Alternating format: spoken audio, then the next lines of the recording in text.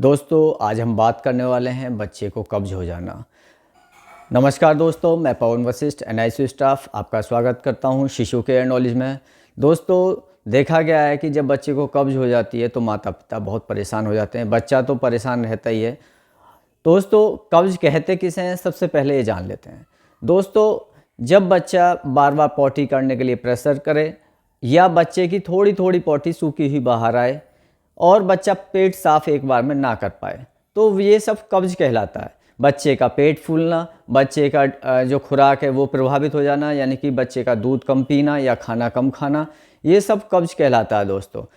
हाँ दोस्तों, यदि बच्चा सामान्यतः कई बार देखा गया है कि 3 से 4 दिन में पॉटी कर रहा है लेकिन स्टूल उसका सॉफ्ट है और बच्चे को कोई परेशानी नहीं है, 3-4 दिन वो आराम से खाता पीता रहा है और उसने जब स्टूल किया तो उसका पेट एक बार में साफ़ हो गया है या दूसरी बार में साफ़ हो गया है, वो सूखी हुई लैट्रिन नहीं थी, पॉटी हार्ड नहीं थी, तो वो कब्ज नहीं माना जाता है। ये सामान्य फिनोमेना बच्चा 3 दिन में 4 दिन में पॉटी कर सकता है।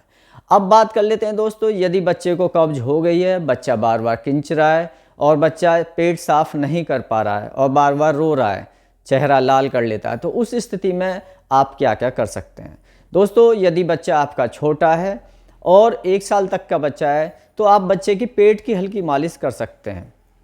यदि आप बच्चे की पेट की मालिश आप करेंगे तो आप देखेंगे कि बच्चे को काफ़ी आराम होता है। कई बार बच्चा बहुत अच्छे से पेट साफ कर लेता है। मालिश बहुत हल्के हाथ से करनी है जिससे कि बच्चे को आराम मिले दोस्तों। हार्ड हाथों से नहीं करना है, यानी कि बहुत ज़्यादा टाइट मालिश नहीं करनी, बहुत सॉफ्ट हाथों से पेट का एब्डोमेन की मालिश करनी होती है। दूसरा दोस्तों, यदि इससे आराम नहीं हो रहा है तो आप बच्चे को एंजाइम ड्रॉप दे सकते हैं डॉक्टर की सलाह से।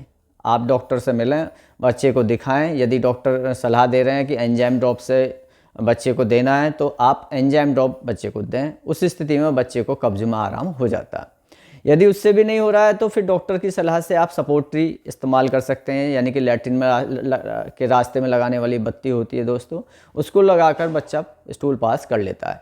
ये सब तो आपको दोस्तों करना ही है। साथ में ये भी ध्यान में रखना है कि बच्चा पहले साल जो होता है, यानी कि 6 महीना से साल भर तक माँ के दूध पे ज़्यादा प्रभावित होता है, यानी कि माँ के दूध पर रहता है। तो इस बात का ज़रूर ध्यान रखें कि माँ हल्का भोजन ले, अपने डाइट में फल सब्जियां सभी को शामिल करें और पानी की भरपूर मात्रा ले। यदि माँ पानी कम पीती है और फल सलाद हरी सब्जियां कम खाती है तो ऐसी माँ के बच्चे को अक्सर कब्ज देखने को मिलती है, क्योंकि उनकी माँ दूध की गुणवत्ता में पानी की कमी होती है और कई बार कब्ज ऐसे माँ के दूध से हो जाती है बच्चे को। अब बात कर लेते हैं दोस्तों, बच्चा बड़ा हो चुका है, यानी कि लगभग 1 साल से ऊपर का है। तो दोस्तों ऐसे बच्चों के लिए यदि कब्ज हो गई है, जैसा कि मैंने पहले भी बताया कि कब्ज उसी को माना जाता है दोस्तों कि बच्चा किंच रहा है, बार बार ताकत लगा रहा है पॉटी करने के लिए, स्टूल करने के लिए, लेकिन स्टूल बाहर नहीं आ रहा है, यानी कि सूख गई है लैट्रिन और बच्चे की लैट्रिन में खून दिखाई दे रहा है। तो ऐसी स्थिति में दोस्तों सबसे पहले जो आप कर सकते हैं, एक तो बच्चे को हर रोज़ पॉटी के लिए बिठाएं और उसका एक टाइम निश्चित करें कि उस टाइम पर आपको बच्चे को बिठाना है, जिससे कि बच्चे को बैठने से क्या होता है, तो ग्राफ्टिकल फोर्स काम करता है।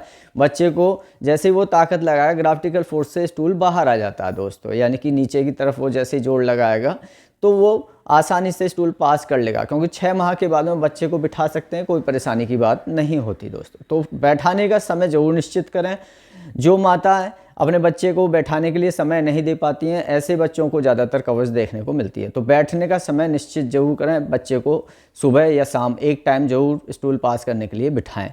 दूसरा दोस्तों, बच्चे के खाने में दाल, दलिया, फल, उबली हुई सब्जियां ये जरूर शामिल करें। यदि आप ये सारी चीज़ें शामिल करेंगे, सिर्फ बच्चे को दूध पर नहीं रखें। यदि आप बच्चे को सिर्फ दूध पर रखेंगे 1 साल के बाद में तो बच्चे को कब्ज जरूर होगी।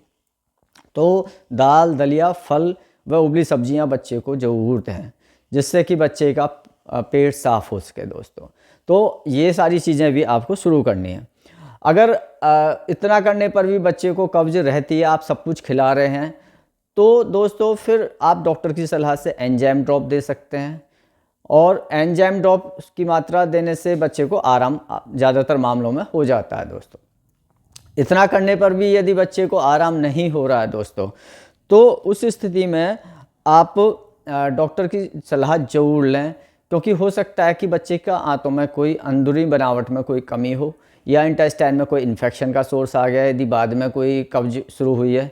कई बार क्रॉनिक इन्फेक्शन की वजह से भी कब्ज हो जाती है। तो आप डॉक्टर की चिकित्सा में रहें बच्चे को लेकर, क्योंकि कब्ज को लेकर इग्नोर करना ठीक नहीं होता। यदि आप बच्चे की कब्ज को इग्नोर कर रहे हैं तो बच्चे के स्वास्थ्य पर बुरा प्रभाव पड़ता है, बच्चे की ग्रोथ प्रभावित हो सकती है, बच्चे का खान पीन भी प्रभावित हो सकता है। तो दोस्तों, जब भी बच्चे को कब्ज आप देख रहे हैं तो बच्चे का इलाज जरूर लें, यदि इन चीज़ों से आराम नहीं होता है। तो आशा करता हूँ दोस्तों ये वीडियो आपको पसंद आई है। नमस्कार दोस्तों।